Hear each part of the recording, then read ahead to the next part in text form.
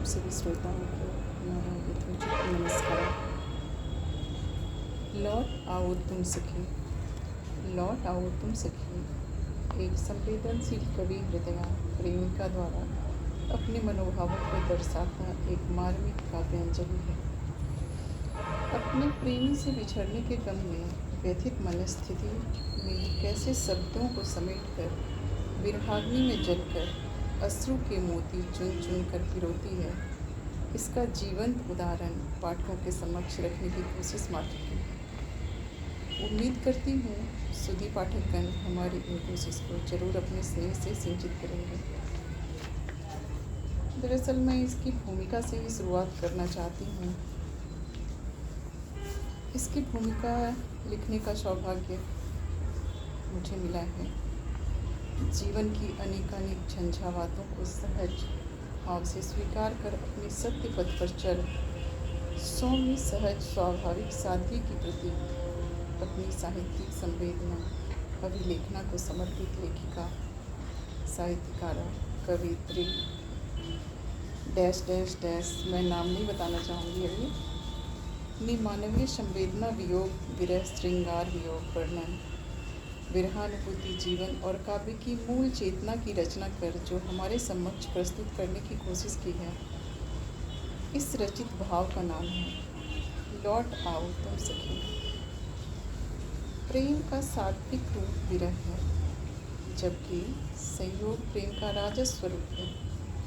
संयोग में प्रेमी वासना का व्याघ्र बना रहता है, जबकि वियोग में वह वासना से परे हो उचित भाव लिए आध्यात्मिकता को प्राप्त कर लेता है। ऐसे ही समर्पित भाव से रचनाकार ने लौट आओ तुम सखी को कर सूरदास का विरह वर्णन, महादेवी वर्मा की विरहानुभूति, जीवन विरह का जलजात है, जायसी का विरह वर्णन, पद्मावत जैसी अनुभूति होना रचनाकार के कलम की समृद्धता को तो दर्शाता ही है, वहीं कहीं ना कहीं अपने मन की विरहता को भी प्रदर्शित करता है।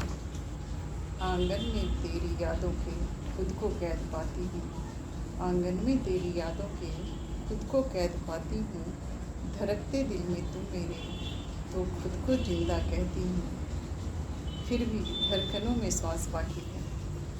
ये देखिए इनकी दूसरी लाइन, थक गए हैं अब कदम मेरे पर जिंदगी का सफ़र अभी भी बाकी है। अंतर मन की विरह वेदना को संयोजित कर नायिका की असहज पीड़ा को नदी के बहाव रूपी आंसुओं को छलकाता विरहानुभूति की पराकाष्ठा का चरमोत्कर्ष ही तो है। इन लाइन में देखिए उन्होंने क्या कहा है, यूं ही अक्सर बैठे बैठे मैं खुद को खोने लगती हूँ, यूं ही अक्सर बैठे बैठे मैं खुद को खोने लगती हूँ, होके खुद से भी मैं खफा अक्सर रोने लगती हूँ। विरह में भावोन्वित आध्यात्मिकता की वाणी इन पंक्तियों से झलकती है।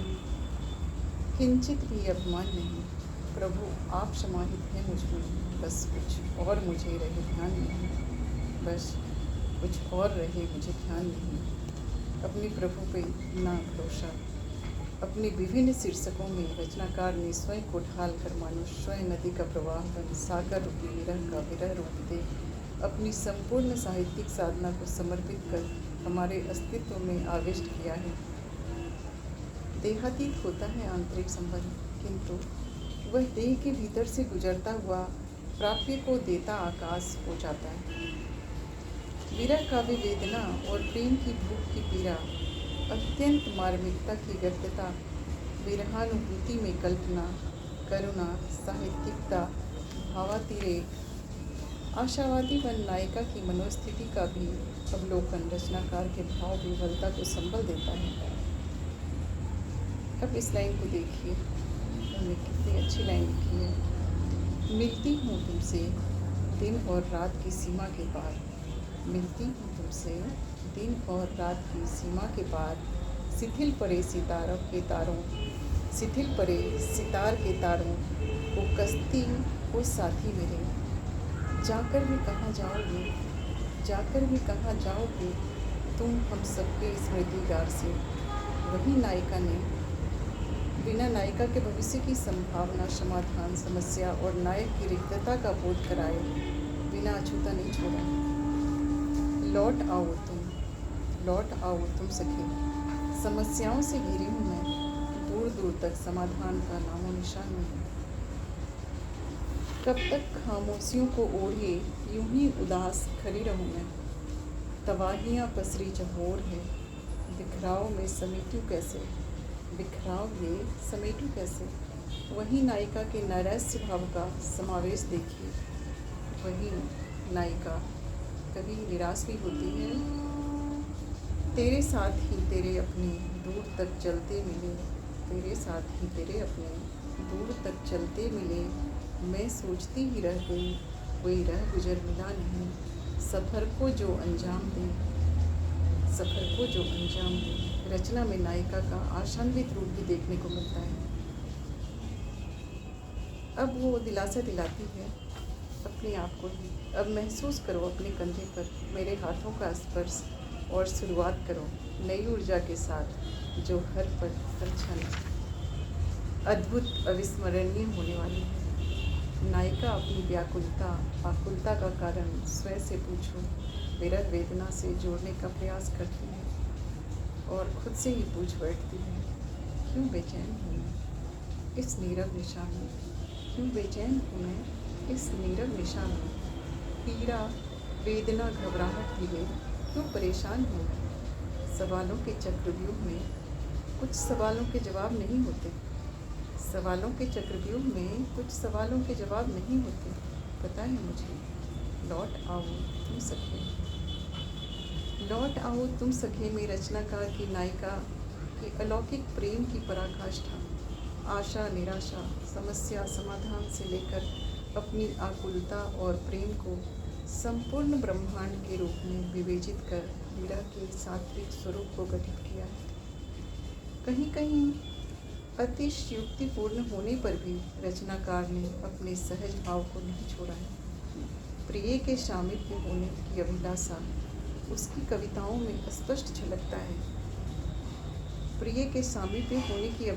उनकी कविताओं में स्पष्ट झलकता है कि नायिका कल्पना लोक में डूबी हुई अपने अस्तित्व को मिटाकर अपने प्रियेश का सामीप्य चाहती है, किंतु वेदना भाव को अपने शब्द संयोजन से कमजोर नहीं पड़ने देती।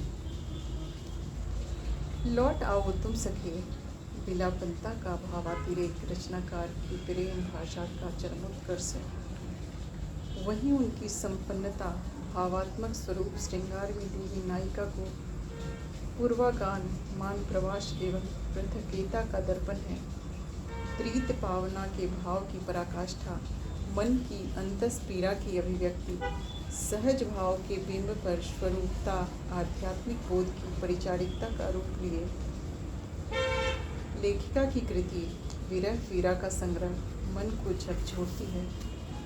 लौट आओ तुम सखे विरह कविता संग्रह में मन पावन कृति में मेरी भूमिका रूपी आहुति मुझे भी विरह की सात्विकता की चादर उड़ाकर आत्मबोध एवं आध्यात्मिकता का ज्ञान कराती है।